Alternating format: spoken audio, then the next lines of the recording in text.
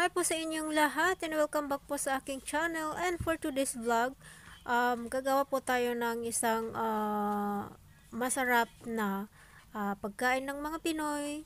And gagamit po tayo dito ng balat ng mais. So stay tuned po guys, and I hope na tapusin niyo pong panoorin ang video na ito. So ito nga po guys, isa-isahin po nating tanggalin ang balat ng mais. Ayan. And malapad po siya, parang dahon ng saging na rin ito kasi wala po kaming dahon ng saging dito sa bansa kung saan po ako naroon. So ito po ang DIY na gagamitin ko. So nagpakulo po ako dito ng tubig and i-blanch ko lamang po ang balat ng mais para hindi po madaling mapunit pag gagamitin na po. Ayan. So i-blanch lamang po natin ito ng 1 to 2 minutes. Ayan. And kung bago po kayo sa aking channel at hindi pa po nakasubscribe, you can subscribe to my channel and click the bell button below for any upcoming updates of my upcoming video. Ayan po guys, so after ng 2 minutes, hahanguin po natin ito. Ayan. And let's also blanch the other half. Ayan, ito po ang other half ng balat ng mais. And also I would like to say thank you so much to all of you guys who are watching my video. Yes. And to all my subscribers, thank you so much guys for all your support to my channel. Ayan po guys, so hanguin po muli natin and let it cool down po bago natin po ito gamitin. Ayan po. So habang hinihintay po natin itong mag-cool down, let's prepare po ang ating ibang ingredients. So gagamit po ako dito ng kamote or ang sweet potato, and atin po itong i-grate siya. Ayan. Ano bang Tagalog ng grate? Ayan. So isa lamang po ang ginamit ko kasi marami naman po pala siya. Gadgarin, ayan po. So ginadgad po muna natin ang ating sweet potato. Yang coconut sana ang gagamitin po dito, but since wala po akong yang coconut, so kamote po ang ginamit ko. So this is my version po sa aking pagluluto. Ayan po. So isang bowl, maglalagay po ako dito ng 1 pack of glutinous rice flour. Ito po ang gamit ko.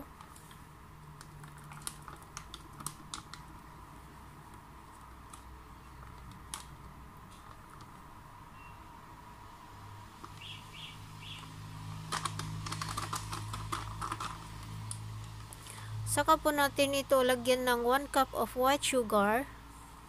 Pwede pa kayong gumamit dito ng brown sugar. Pero sa akin, white sugar po kasi wala pa akong brown sugar. So, ayun. At saka po natin ito haluin.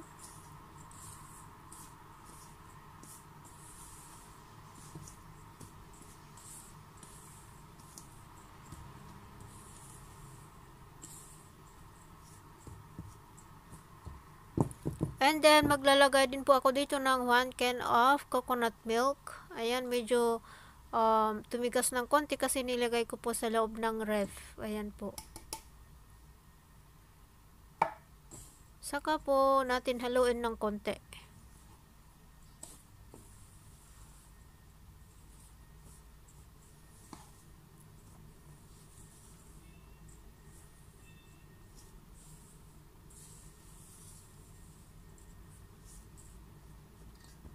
And saka po natin ilagay ang ating ginadgad na kamote. Ayan po guys. And saka po natin ito halu-haluin para mag-combine po lahat ang ating mixture. Ang kamote po is may may water consistency po siya. So pwedeng hindi po tayo maglagay dito ng any kind of liquid po kasi magtutubig po yung ating kamote. So ayan po guys. Let's just mix and mix. Ayan po hanggang sa makuha po natin ang tamang consistency ng ating butter. Ayan po.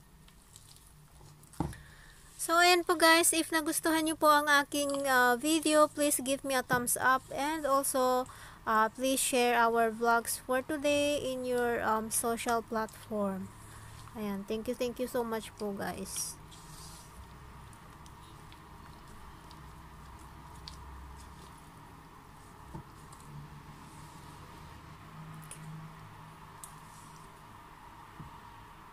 Ayan, so pagkatapos po natin itong mahalo, it's time na balutin po natin ang ating butter. Gamit po natin dito ang balat ng mais. So, maglalagay lang po tayo dito ng 1 kutsara ng butter.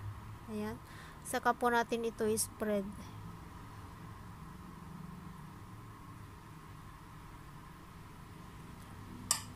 Ayan, kung napanood nyo po ang video hanggang dito, siguro po nagkaroon po kayo ng idea kung ano pong pangalan ng atin pong vlog for today. Ayan.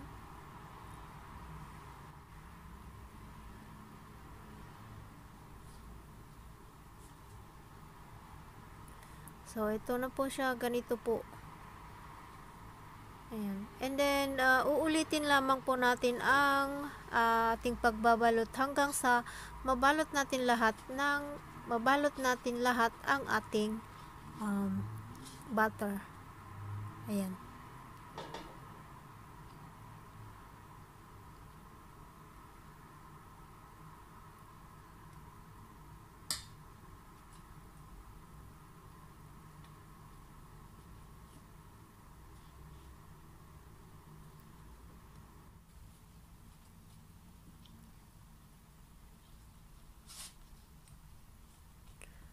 Ayan, once again, ito po ang aking sariling recipe.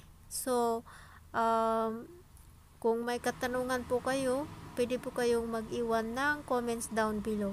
So, ito po yung last na ating pagbalot kasi naubos po yung balat ng mais and hindi po nagkasya. So, let's just end it here. Ayan.